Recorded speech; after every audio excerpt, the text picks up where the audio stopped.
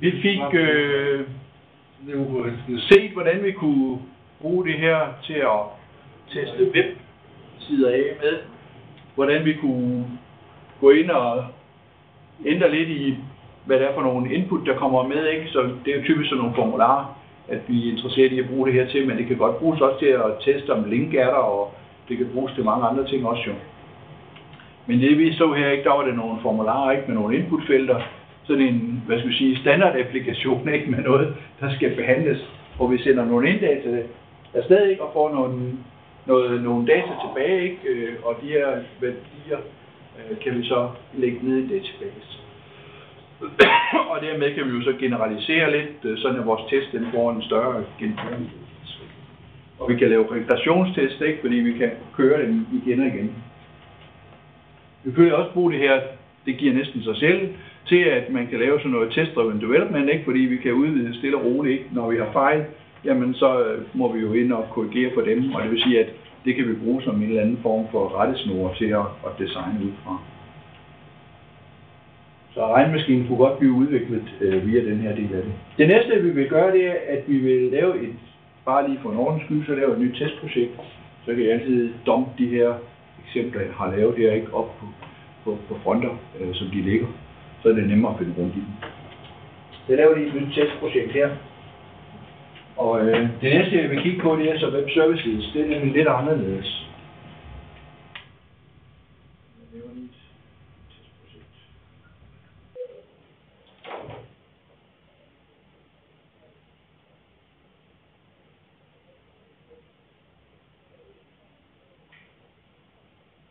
Og den der unit-test, den skal have, så væk med det. Den første del af det kan jeg godt lige kaste mig over på samme måde som før, fordi det er en web performance test, vi skal til at lave. Så lad os bare lige lave den. Add web performance test. Sådan her får vi den startet op, ikke? Men denne gang, der siger jeg bare stop med det samme. Jeg kan ikke lave den på anden vis, så jeg er nødt til lige at finde mig i det. Men nu skal jeg til at finde ud af, hvordan er det egentlig sådan en webservice, den egentlig arter sig. Og der er forskel på de, der hedder VCF services og de gammeldags webservices. Nu tager jeg bare en gammeldags webservice, så kan vi lige vende tilbage til, hvordan finder man egentlig ud af afluer, hvad det er, der skal sendes frem og tilbage, hvis det er en af de nye VCF services, fordi så er det nok noget andet, der skal sendes afsted, ikke? Og i sidste ende kunne man selvfølgelig gå ind og kigge på den der sender en HTTP-protokol, fordi det dybest set, så er det jo en HTTP-protokol, der sendes afsted nogle data afsted, ikke? Og svarer tilbage. Og så man kan selvfølgelig i princippet kode den og bunden af. Det interessant er, om vi ligesom kan et stykke vejen, uden at skal kode den og bunden af. Så for at gøre det, så går jeg ud og kigger på, hvordan ser sådan en webservice ud. Og hvis vi tager en af de ældre udgaver, det er sådan en, jeg har liggende her. Den ligger hernede. Ja.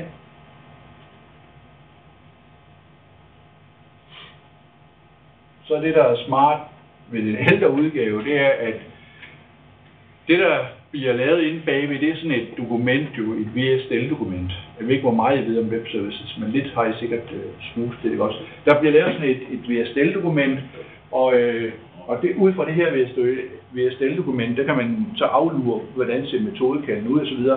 Og i den gamle udgave, der gjorde de det, at IS-serveren, den også genererede nogle pæne beskrivelser af de her, ud fra det her VSDL-dokument, kunne den sådan præsentere det. Og hvis man kørte det ovenikøbet lokalt på sin lokale IS-server, så ville den ovenikøbet være i stand til, hvis det var metoder, hvor der bare kom nogle simple data ind, så var den i stand til at lave en formular, hvor man kunne indtaste dem i og afprøve dem med os. Det har de lavet om. Nu har de pillet den del af det ud, og hvis man går ind og kigger på det her VSDL-dokument, så er det også blevet sådan splittet lidt mere op, så det er mere kompliceret at finde rundt i. Så derfor vælger jeg lige at tage en af de gamle i første omgang, fordi det er så dejligt nemt lige at kigge på, hvad er det egentlig, der skal sendes afsted. Så hvis vi går ind og kigger på den her regnemaskine, den har så de her forskellige metoder på, ikke? Så kan vi jo tage add-metoden, som vi har set nogle gange. Så kan vi se, at den viser pænt formateret her, ikke? Trækker det ud af VSDL-dokumentet, at der er to muligheder. Den kan køre SOAP 1.1, og den kan så køre SOAP 1.2, står der lidt længere nede, ikke? Så vi skal lige finde ud af, hvad er det egentlig, vi vil gøre. Vil vi køre SOAP 1.1, eller vil vi køre 1.2? Hvis vi kører 1.1, så kan vi se heroppe, at der bliver der altså sendt en post. Der bliver sendt nogle informationer heroppe afsted. Jeg lige skulle gøre sådan en gang.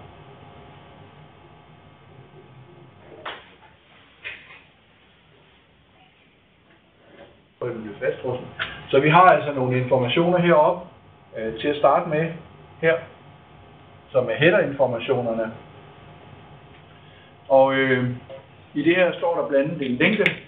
Den er lidt interessant, fordi at længden af det, der bliver sendt i bodyen, i HTTP-bodyen, det skal stå op i headeren.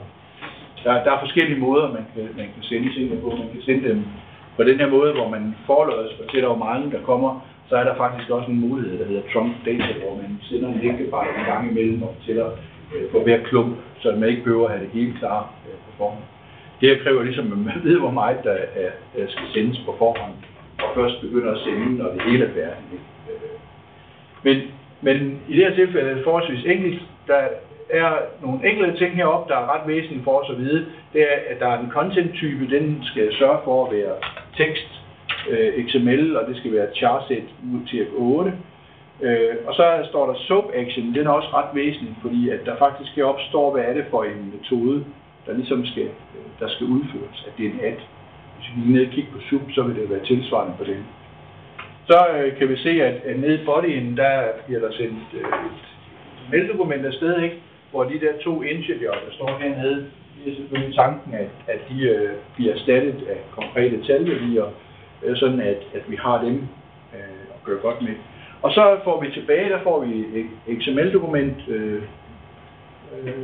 hernede.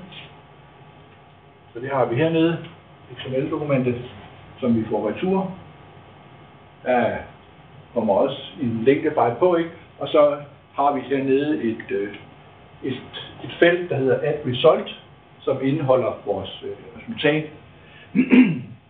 Det vil sige, at det er også muligt at identificere det. Så hvis vi bare kan få XML-dokumentet tilgængeligt, ikke? Så kan det være lidt mere eller mindre kompliceret at løbe igennem og udlede resultatet. Men det vi så lige før, hvor vi havde den her web, hvor vi sendte noget afsted og fik noget tilbage og kunne validere på det der, hvad det hedder, DOM-dokumentet på enkeltfelter. Der var der også muligheden for, at vi kunne søge på en eller anden tekststrang, ikke? Altså vi kunne gå ind og kigge på et regulært udtryk, ikke? Så her er det jo ikke noget problem, hvis vi kan bruge en tilsvarende og se, om der står et eller andet sted i dokumentet, katteparentes at result, katteparentes slut, og så står der en talværdi, og så en katteparentes med skråstreg at result, ikke? Fordi så ved vi, at det er den, vi skal matche op imod. Så det er ligesom den del af det, vi skal bruge for at kunne udføre det her kan. Så kan vi klippe klister over det her, og som sagt, så hvis vi kigger på nyere måder at gøre det på, så har vi hernede, har vi den her der planen. Så er der dels det her program, som man i dag bruger, har jeg stående henne. Nej, den her op, det ligger normalt hernede, det hedder vcftestclient.exe. Det kan vi eventuelt nå, hvis vi kan nå det, men ellers så tager vi bare det i eftermiddag også. Men det program her, der kan man bruge det til at teste webservices af. Det indeholder mulighed for at få et lille formular op, det trækker VSTL-dokument ud, og så får man en formular op, hvor man gentaster nogle værdier, og så kan man sende dem afsted på et svar tilbage. Så der kan man godt prøve en webservice af den vej rundt. Men hvis man skal lægge det ind i det her testmiljø, så skal man kende til, hvad det er, der bliver sendt afsted i HTML-dokumentet. Eller HTTP-dokumentet, det er det, jeg mener. Der snyder det en lille bitte smule, fordi at hvis man går ind og beder den om at se det, hvad der bliver sendt afsted, så kan man rent faktisk se, at det ikke altid er lige sendt det afsted, den siger, der bliver sendt afsted. Hvis man kører Chrome, så har man muligheden for i Chrome at slå en facilitet på, så man kan debugge. Det vil sige, så kan man se, hvad der bliver sendt afsted og modtaget ned i HTTP-protokollen. Så der har man altså også mulighed for at debugge med Chrome. Men ellers så er det der værktøj, der hedder Fiddler, det er særdeles velegnet, fordi det samler simpelthen alt op, hvad der foregår på computeren og HTTP. Det vil sige, at man kan se, hvad bliver der sendt afsted, og hvad bliver der modtaget. Og hvis det ellers er noget rent, der bliver sendt afsted, noget rent, der bliver modtaget, så er det egentlig forholdsvis nemt at gribe ind. Hvis det er ligesom vores videoudstyr her, det prøvede jeg at se, om jeg kunne aflure. Så kører det noget tunneling, og det kører med noget, der bliver krypteret og alt muligt undervejs. Så er det selvfølgelig lidt vanskeligt at gå ind og gribe ind og teste det her af. Så der må man ligesom finde ud af, hvor er grænsen for det her mekanisme. Men Fiddler, den kan samle alt det her op, og den kan man så gå ind og se, hvad er det, der bliver sendt afsted, og hvad bliver der modtaget. På den måde har man mulighed for at få adgang til det. Det kan være, at vi også lige kan nå at kigge på det senere. Men ellers er det sådan, at den kan vise det i en masse forskellige formater. Den kan vise det i RAW-format, hvor man bare ser præcis det, der bliver sendt afsted i tekst. Den kan vise det, så den har pakket det ind og vise det pænt med en header og en body på, ikke? Og den kan vise HTML-sider, sådan at de bliver vist, som de vil se ud i en browser og så videre der. Så der er sådan forskellige varianter hen over dem. Men det, der er nyttigt, er, at man kan gå ned og kigge, hvad er det, der bliver sendt afsted, og hvad bliver der modtaget. Og som sagt var det så lidt nemmere for mig, fordi at jeg jo hernede havde den her gammeldags en af det som udgangspunkt, så der kan jeg direkte flytte klister herovre. Og lige et lille spørgsmål, om jeg skal vælge den ene eller den anden, fordi den ene her, der skal ind og sætte content-type til at være sådan her. Og vi kan se, at et eller andet sted hernede, der står der, at det er en ad. Det står hernede i virkeligheden, ikke? Der indgår den her ad i teksten hernede, hvorimod at i den anden heroppe, der var content-typen så og teksten, så var der en subaction, hvor det stod. Jeg vælger den her op, fordi det er den nemmeste at sætte op. Så klister jeg lidt der. Så lad os prøve at gå ind i Visual Studio og se, om vi kan lave sådan et kald til den her webservice. Og det vi kan gå op i det her overordnet testdel, og så kan jeg gå ind og sige add hernede en service request, hedder det så i dag. Så får jeg sådan en herud, og det vi kan se, det er, at den indeholder den her op, som er URL-adressen, og jeg får property på hernede, så jeg kan se, at den står hernede URL-adressen. Så der skal jeg lige over og finde den webservice, jeg nu gerne vil have. Den har jeg heroppe. Ja, sådan. Vil du have ind? Så det er, den slutter med det her ASMX. Hvis den hedder ASMX, så ved vi, at det er en gammeldags webservice, ikke? Ikke engang huske, hvad de nye, det hedder vist SVC eller SCV, jeg kan ikke huske, om det er det ene eller andet, det fylder lidt rundt på de der bogstaver. Men det her det er den gammeldags, så den slutter egentlig der, ikke? Det er hele webservicen, at vi skriver navn på, ikke? Og så de metodekald, der ligger inde på den, de indgår så i de data, der ligger nede i vores body. Vi kan se herinde, at vi har muligheden for at udfylde noget omkring encodingen, og vi kan også se nede og finde ud af, at der er muligheden for at sætte nogle flere på, indtil man husker det. Vi skal nemlig have en header på, nogle flere header-data. Det skal vi lige have tilføjet. Bodyen hernede, der kan se, at der er det muligt at skrive den hernede. Vi kan også klikke herover, så får vi et vindue op, hvor vi kan sætte den ind. Og det vil sige, at det jeg gør nu, det er, at jeg går over og finder ud af, hvad det egentlig jeg skal sende herover. Og det jeg skulle sende, det er så det her.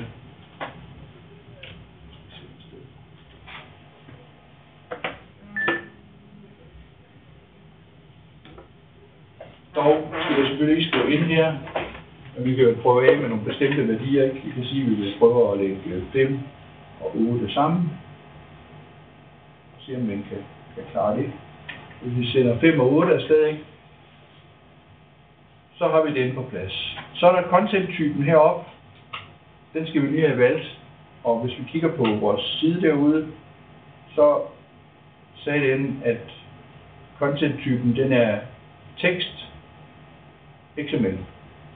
Så den driller en lille bitte smule, hvis vi vil vælge SOAP 1, 2, fordi vi kan ikke indtaste det, vi gerne vil heroppe. Men det her, det burde.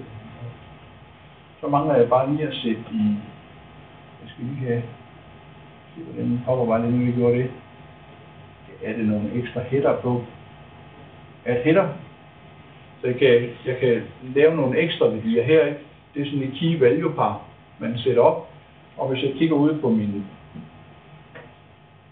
oversigt her, så kan I se, at jeg skulle sende en SOAP action, den skulle med i headeren. Så den bliver jeg lige nødt til at tilføje. Der var taget højde for content-typen, ikke også? Det så vi lige før. Og linken, den sørger den også selv for. Og det øverste her, det skal vi heller ikke gøre noget ud af. Men vi har altså en ekstra information i headeren. Så den skal vi lige have sat ind hernede. Og den hedder så SOAP action. Jeg tror faktisk ovenikøbet, den er hernede, så vi kan vælge den. Det kunne vi hernede, ja. Så mangler vi bare en value og sætte den ind. Vi kan se, at vi kan godt tage valuen i virkeligheden også inden fra en database, ikke, hvis vi kommer i sådan en. Så vi går ud og kigger herude og tager vores værdi her. Og den her med at sætte den i quote, det gør den vist selv, så det skal vi ikke gøre. Det husker. Så den skal vi lige have med der.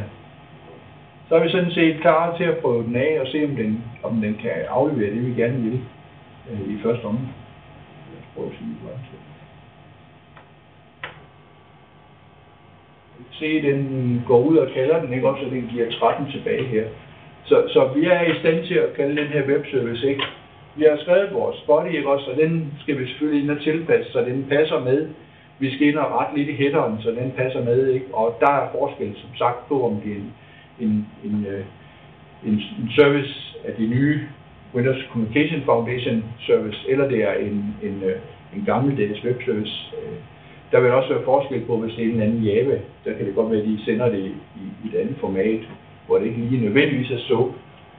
Men vi har en header, ikke, på, og vi har en body på vores ting, vi sender afsted på en post, og så får vi et svar tilbage, ikke, også selvfølgelig igen i form af det her tilfælde en header og en body. Og det er bodyen, som vi så kan gå ind og lave nogle analyser på. Jeg kunne gerne nemt tilføje, hvis det nu er en SSL, der skal køre på at tilføje certifikat eller noget. Der er noget af det, man kan lave nogle opstartsrutiner, men jeg ved ikke, hvor nemt det er. Så langt har jeg ikke været nede og kigge på det. Men det skulle være muligt også at tilføje nogle login-mekanismer, ikke? Både i forhold til en website, man kører op imod, men selvfølgelig også i forhold til nogle webservices. Men generelt så synes jeg, at det har drillet lidt nogle gange med de her webservices, lige så snart man kører secure på, fordi så er det et spørgsmål om man kan cifrere. Men det kan man så vælge at sige, okay, hvornår skal man gøre det her, ikke? Altså, hvis det er, man tester sin webservice af, ikke, så kan man lægge sikkerheden på bagefter. Det her, det er funktionalitet, måske primært, at vi får testet den her område. Og jeg tænker mere, at vi får testet andres. Ja. Andres webservice. Ja. Jeg bliver der lidt svarskyldig også, ja. Og jeg ved faktisk ikke helt, hvordan man heller får fyret de der certifikater af, fordi man skal næsten ud og lave noget af det, browseren laver normalt. Jeg har selv prøvet at lave sådan nogle løsninger, hvor jeg starter. Man har jo browservindue inde i hvad det hedder, og en browserkomponent i Visual Studio også, man kan hive ind. Og det kan man godt lade den køre den, så kan man faktisk aflæse det, der står også inde i dokumentet. Og der kan man faktisk godt fyre af, så må man simulere tastindtryk og sådan noget af. Og der kan man også få sådan nogle certifikater og sådan noget inde, fordi det svarer til, at man indtaster i. Men det er sådan lidt mere kompliceret. Jeg ved, at dem, der laver ordbogen til mobil applikationer, og det er trods alt nogen, der har arbejdet en del med sådan noget der. Der har de været nødt til også at simulere sådan en browser den vej rundt for at kunne blive logget ind. Og så bagefter, når de så er logget ind, så kan de så få udført de der kommando.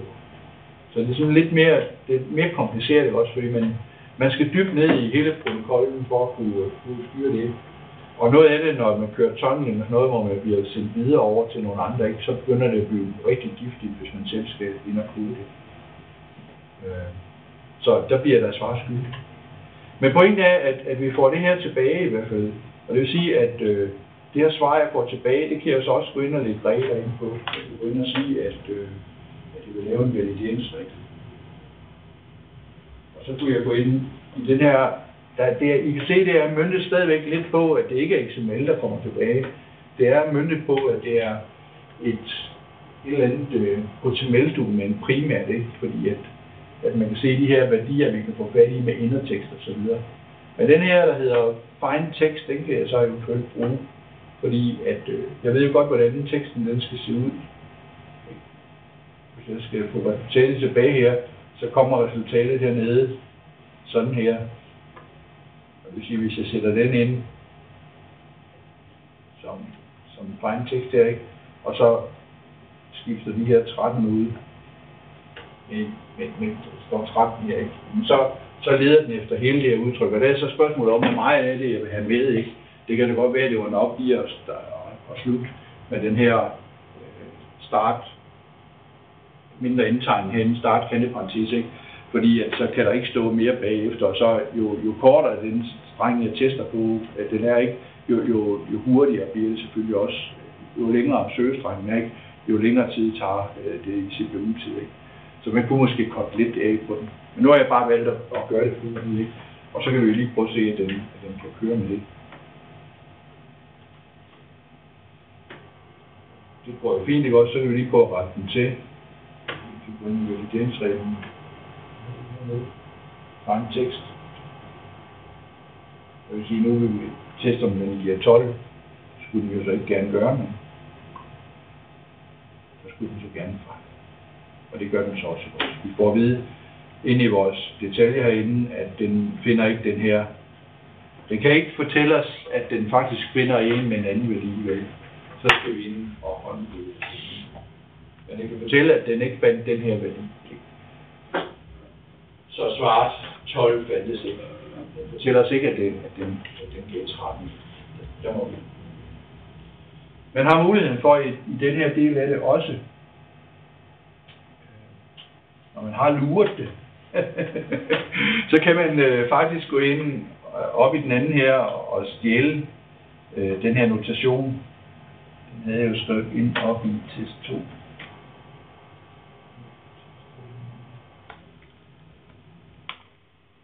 Og det kan jeg lave den valideringsregel. Og det er heroppe.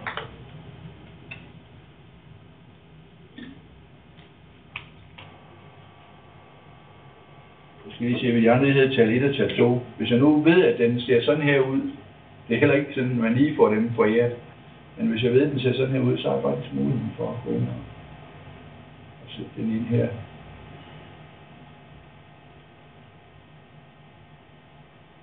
skal ramme herude. Ja. Jeg kan lov til det. Jeg kan faktisk gå ind og slette den her.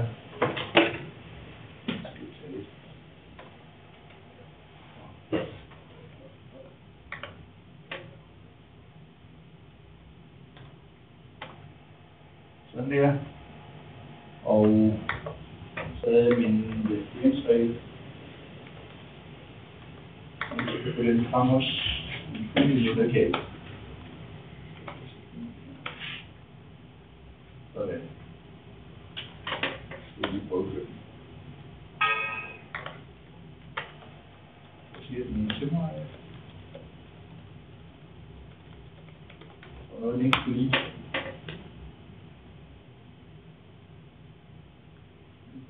Hvad sagde den?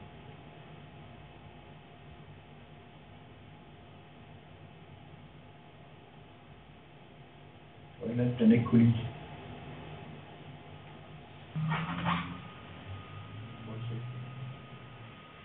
Den her skal er vel rigtig af den, ikke? Jo. Og den her op, body. Den ser også rigtig.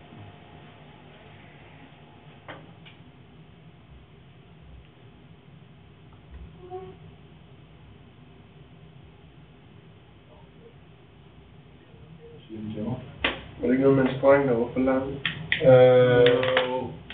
Det kunne godt være den der sidste solsæt. Ja. Så lidt så tag den med. Ja. Den her burde den nok kunne lide.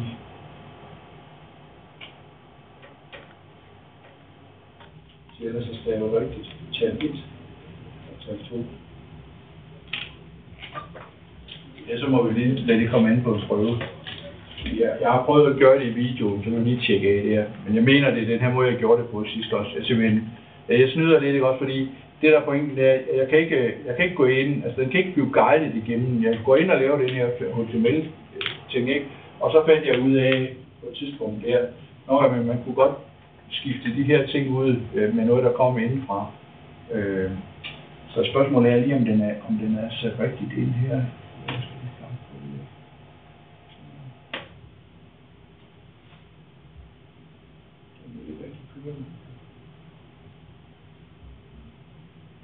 Den her sted ikke også, så den fejler den på.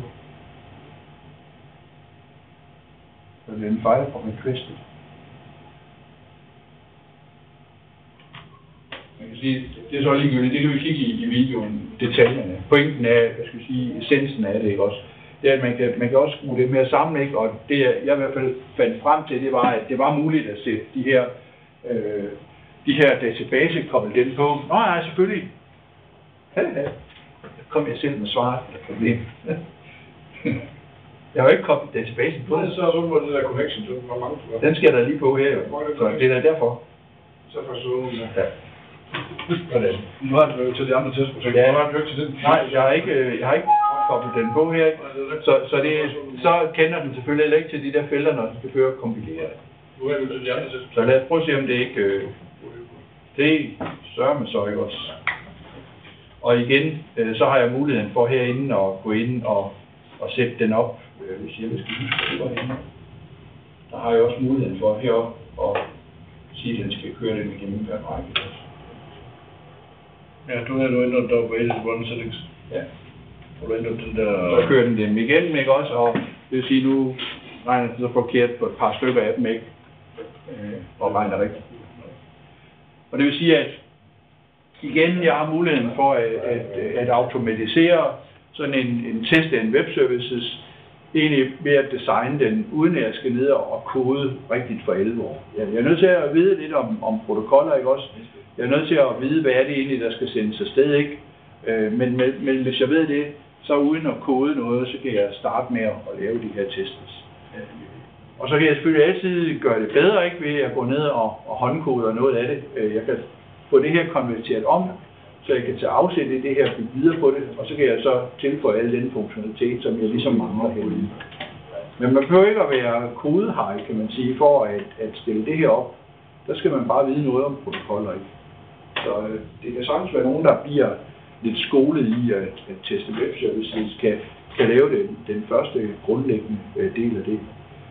Og man kan koble databasen på, så vi her ikke sådan, at vi igen kan kigge på, at hvis det er data, der ligesom skal ind med forskellige input, ikke? Jamen så behøver vi ikke at lave en test for hver eneste input, vi har. Så kan vi nøjes med at lave en test, ikke? Og så kan vi lave nogle rækker, der modsvarer de forskellige varianter, vi har i input. Henholdsvis selvfølgelig det forventede resultat, ikke? Og så kan vi lade den køre automatisering på resten. Igen, dokumentationen er på plads, ikke? Så når jeg har kørt det her, så har jeg både fået logget, hvad der er gået godt og skidt. Det er dokumenteret, ikke også? Alle de detaljer omkring, hvad blev der puttet ind, og hvad kom der ud af det, de ligger der også. Det vil sige, at det er relativt nemt bagefter at lave fejlsøgning, fordi alt grundlaget ligger der. Og det er også muligt jo, det her ligger, de her log, de bliver gemt som XML, ikke? Så man kan i princippet også gå ind og lave et eller andet program, der kan trække statistikker ud af det, se hvor mange kørsler er der. Men man har sin dokumentation på plads, det er sådan set det er det vigtigste af det hele. Og uden, kan man sige igen, forestil jer, at man skulle sidde og lave det her i hånden, hen og sidde og krydse af, at nu har man testet det med det, nu har man testet med det, og validere det her i hånden. Så bliver det ikke noget vel. Her er der en mulighed for, at man relativt hurtigt kan komme i gang med at få en forholdsvis omfattende test. Nej, det er bare de her resultater her. afvikle de der runs der, så kommer der en, så forsvinder det igen. Jamen, det kan jeg jo gå op og... Ja, så bortset fra. Ja, men vælge dem her, ikke? Ja, men det er det med, når du afvikler en run igen. Ja. Det er som om, der ligger 2 linjer hele tiden. Den foregår, der ryger hele tiden. Jamen, det er fordi, at den her webservice, den bliver jo startet forfra hver gang. Ja, men den historik må jo ligge et eller andet sted. Det at den kører dem her... Nej, det fra den tidligere runner. Ja, det her... Ja, det er jo en test, der kører her, ikke også, som afvikler et antal trin, ikke? Og den er så logget som en stor test. Det ligger... Ja, alle de her data der, de ligger ude i et specielt mappe. Ja, og det mener, det er jo så det er den ene test, der er 4 runs i. Ja. Men de tests, du kørte tidligere, Ja, de ligger også herude. de må jo blive logget. Ja. Du kan godt lige gå ud og kigge dem, hvis du vil. Dem finder vi herude. Ja, hvor er det? Jeg tror, de ligger der under testhistorik, så vi kan huske om. Der kan vi se, der finder vi alle de her tests, der er der. Og til at gå ind her og kigger på dem, jeg kan ikke huske, om det er den her ovenover, der egentlig startes op. Det er sådan en fil. Der er så ikke med, at der er en mappe, der hedder 2400. Det er den sidste af den også, 2400. Så hvis jeg tager nu den, lad os bare gå et par trin tilbage. Og den er allerede lukket. Nu lukker alt det her ned.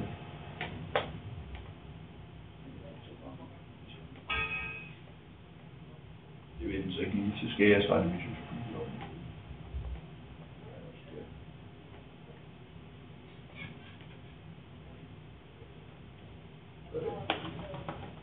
Der kan jeg så finde den med. Ja, og det vil så sige, den run, du så har der, som er historie, så får du jo på også prøve at afvikle igen, kan man sige. Ja, jeg kan godt tage den her frem. Ja, og så afvikle den her. Ja, hvis jeg vil køre den igen. Ja, ja. Det kan jeg selvfølgelig også. Selvfølgelig kan jeg få mig. Men hvis du ned og kigger hernede, så kan I se, der er inddataene. Det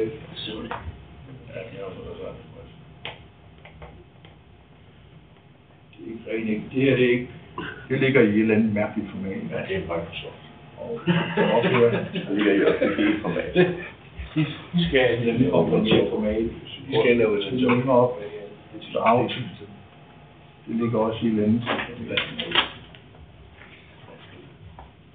Nej, det ligger faktisk. Det ligger rent som tekst herinde. Og vi går ud i den her ude og ned og tager den her omkring her, ikke 2. Så kan vi se, det er også XML, der skriver det også. Så alle de her informationer, der er blevet gemt, de er gemt i XML-format. Så hvis man vil, kan man gå ned, og der er sikkert nogle hjælpeværktøjer allerede, der kan bruges til at lave oversigt og sådan noget. Ja, men det må jo også være interessant. Ja. Og en ting er, at man skal også have styr på det, du får afviklet. Ja. Jeg ved ikke, hvor mange der er, men jeg vil gætte på, at man kan finde nogle tools, som ud fra de her data, kan vise oversigt over, hvor mange fejl der har været og så videre. Ved at få det her simpelthen. Og ellers så kan man i hvert fald forestille sig, at man kan købe sig til det, fordi det er ikke, fordi det er så svært. Man kan jo gå ind her og tjekke, ikke, hvor mange der er fejl og så videre der. Det står hernede, ikke, alle de her data, der skal bruges til det. Ikke? Men hvis studiet præsenterer det jo det. Og der kunne vi så få lov til at se dem i et eller andet format, der var lidt nemmere for os at læse. Så. Jo, men jo en ting i tester er jo også, at styr på alle de tests, du afvikler. Ja. Det er jo også et kriterie i sig selv. Ja. Det er det sjovt. Og det kan vi jo se herinde, at der får vi den gemt herinde i en særlig mappe. Og jeg er sikker på, at hvis vi kobler en Team Foundation server til, at så kan de her testresultater, de kan komme til at ligge på Team Foundation serveren, sådan at alle kan se dem. Ikke? Sådan at de bliver ud der. Yep. Gav det anledning til spørgsmål? Lige umiddelbart lidt.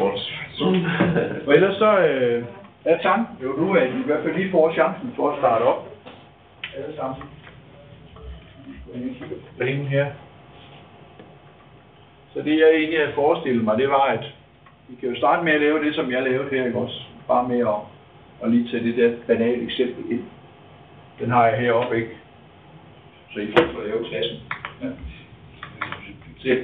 Men ellers så prøv at lige se, hvordan den her mekanisme, den virker, den der simple unit-test, ikke?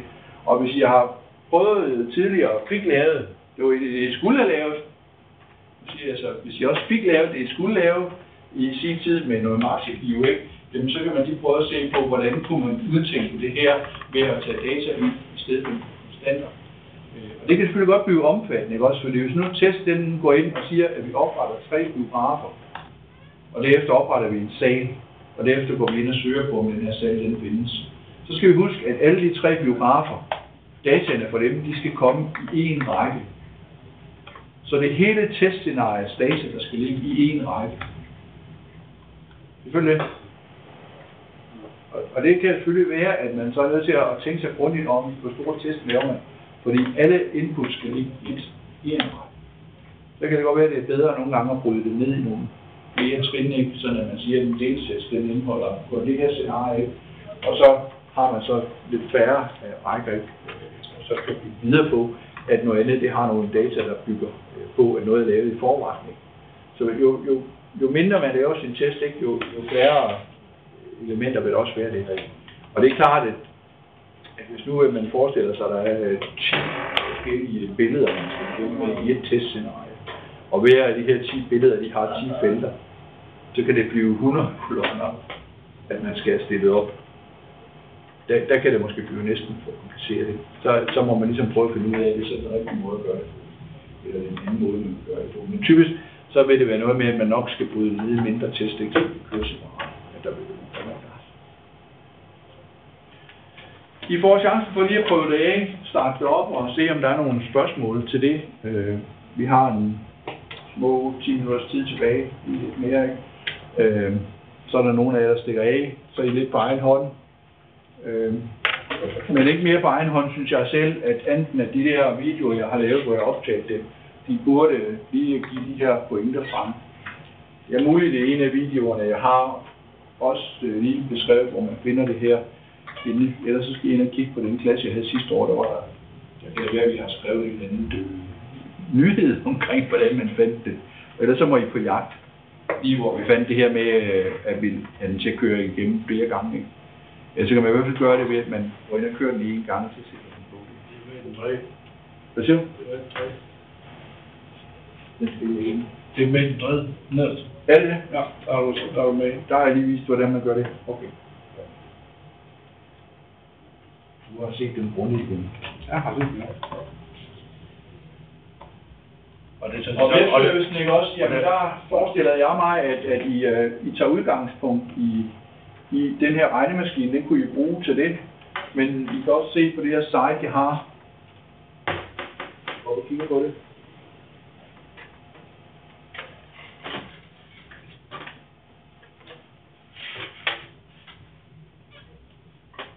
Så har jeg nogle andre, nogle også. Jeg har nogen, der kan hente nogle personer ud og nogle postdistrikter ud, ikke? Der kan man søge på et postdistrikt og få nogen ud der. Nogle af dem er selvfølgelig lidt vanskelige at teste. Altså, hvordan, hvis der kommer sådan et enkelt resultat tilbage, så er det jo sådan forholdsvis nemt at se, om det er det rigtige resultat også.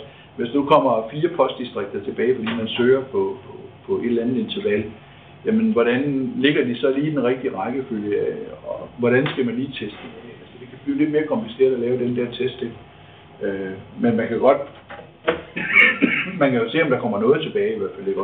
Man kan godt finde ud af at matche, at nogle af parametrene i hvert fald er der. Så der er et par stykker mere der, og dem der hedder SVC herinde, der kan vi også se, hvis vi går ind på dem.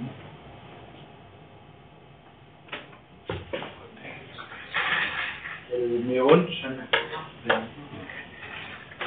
at finde ud af, fordi at vi kan godt se, at det her VSTL-dokument, men det her VSTL-dokument beskriver ikke særlig detaljeret. Der ligger noget nede bagved også på forskellige niveauer, som den finder ud af. Men det her, at tolke det her til, hvad det er, vi skal sende, det er lidt kompliceret. Så det man kan gøre her, det er så, man kan køre det her Du kan se her, der har de bare lagt op til, hvordan man skriver programmet, ikke? Men det får man ikke meget ud af, ikke? Man går ind og laver den her reference til det, ikke? Og så koder man fra bunden af. Så der er ikke meget hjælp, man får her. Men der har vi så det der program, som jeg stod med hjemmesiden. Okay. Og nu har jeg taget hele navnet med. Så hvis I ellers har det liggende samme sted, ikke har omdøbt det, så kan jeg gå ned og sige kør hernede.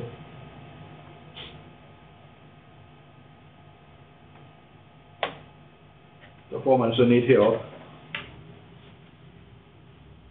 Og man kan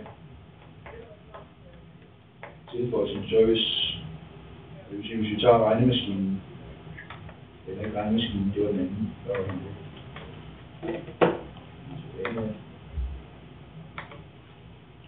Det var, jo det kan også gøres på regnemaskinen, og det var den her op, jeg tænkte på. Så der vil vi have med til det.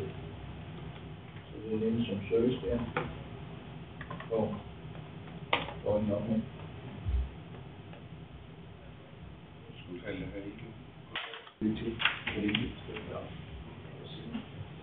Sådan var det.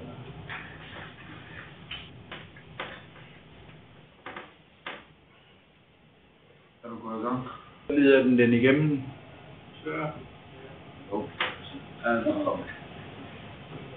Og så bygger den en skabelon op. I kan se, at den finder dem derinde. Ikke? Den finder alle de her metoder, vi har derinde. Og så vil den udføre en af dem. Vi kan til at se alle dem, den post herinde. Så opgiver den. Så får jeg altså muligheden for at udføre de her værdier. Den skriver, hvad det er for nogle typer, ikke? Og det vil sige, at de jeg vil have fra 100, 5.200. Det er lavpraktisk. Jeg har taget 300, jeg kan ikke lide det, der ligger henne. Og så kan jeg gå ind og sige, at jeg vil lave det niveau. Og den, I kan også se hernede, der kan man se XML-dokumentet, som egentlig ligner det, der skulle sendes. Det er bare lidt snyd, fordi at, så vidt jeg husker, så sender den faktisk ikke den her header, den sender kun bodyen. Når man går ind og sætter filter til, så kan man se, at den ikke sender det hele. Men så kunne man i princippet klippe den her op fra det her request og sætte den ind. Man mangler så lige at se, hvad er det egentlig, der skal stå op i headeren også. Det kan man ikke se her. Så det mangler man. Men ellers så kan man gå ind og sige en bog til den. Og så kan man se, at man får den tilbage hernede. Der er det pænt formateret, kan jeg se. Den viser den sådan opdelt som en træk også. Man kan også gå ind og kigge XML'en, hvad er det egentlig, man fik tilbage hernede. Så det er vores respons.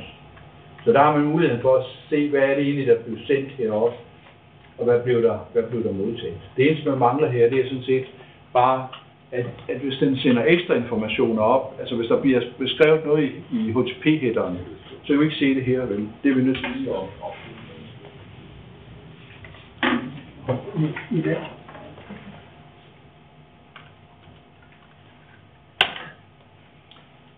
Men det er det ene værktøj, man kan bruge, ikke? Til at... Det er jo også en form for test, men det er jo sådan en manuel test, ikke? Så hvis vi sad og skrev ned, ikke? Så kunne vi bruge det her til at få webservices af. Jeg kan bedre lige at kalde det afprøvning, ikke? Hvis der ikke ligger nogle dokumenter, og det er planlagt, så er det måske mere afprøvning. Men det kan man bruge, i stedet for at man kunne bruge det, som man tidligere havde inde på sin egen IS, hvor man kunne udfylde nogle funktioner. Så det giver altså muligheden for os at sende objekter med ind og få objekter tilbage. Og så har man som sagt muligheden for at slå filter til.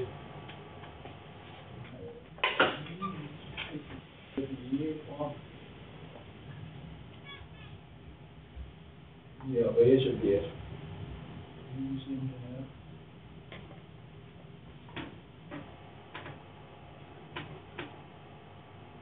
Godt synes, at man ikke kan den på mere forskellige indstillinger igen. Men filter, der kan man så se, hvad er det egentlig, der bliver sendt afsted. Ikke? Der kan man se hele HTTP-headeren og alle de der detaljer, ikke? Og så kan man så bruge den til at generere sine test udefra. Og det er et ganske glimrende værktøj også til at finde ud af, hvad der i øvrigt sker på siden, fordi at sådan en side, ikke, man har, den består ikke bare af det der HTTP, der kommer tilbage. Hvis det er et HTML-dokument, der bliver smidt ind i en browser, og det indeholder et billede, så bliver det billede jo hentet ned separat bagefter, og der kan man se alle de kald, der foregår. Man kan også se, hvor lang tid der er. Og så vidt jeg husker, kan man også med det generere test til Visual Studio. Det vil sige, man kan gå ind og sørge for alle de ting, der for eksempel er på en side, ikke? At dem prøver man af, om de kan hentes. Fordi det er også interessant at gå op og se, om billedet eksisterer. Altså, hvis et billede ikke eksisterer, hvor lang tid tager det billede at hente ned? Det kan man jo godt gøre. Man kan godt gå, hvis man ved, hvad det er for et link, så kan man bare taste det ind op i headeren, op i sit kald. Så vil den jo hente lige præcis det billede ned, ikke? Og så kan man se, hvor lang tid tager det. Men der kan Fiddler altså bruges til at generere en hel masse af de her webtest, sådan at det ikke bare er et, man får ud af det, men man får eneste ting, så det giver en ekstra. Så det kan jeg varmt anbefale, men også lige få snudt til. Bjørn, de der webservices der, hvor lå de henne på dit net? Hvor kunne man stride dem henne? Ja, altså, det nemmeste er at sige, at ugeplan. Der er link til den. Det eneste det er, hvis I har hentet det ned i forgårs, så var der en fejl på en eller to af linkene, fordi der stod der vist nok bjørks.dk, men det er ikke min. Den har jeg ikke kunne krige, så det er .net. Men dem skulle jeg have rettet, så de skulle være rigtige. Så på ugeplanen er der link til de her webservice. I kan selvfølgelig også finde nogle andre. Altså, hvis I kender nogle andre, så kan I prøve dem af. Men dem her, dem ved jeg, de virker. Og dem har I hvert fald adgang til. Der er ikke nogen, der føler sig stødt over, at I bruger dem. Bare I ikke voldtager serveren, fordi så bruger I kapacitet op. Det var for mig. Så det er nok et nummer lavet, når vi kommer hen til det. Det er nok lidt flink. Fordi så er der ikke andre, der kommer op og på det.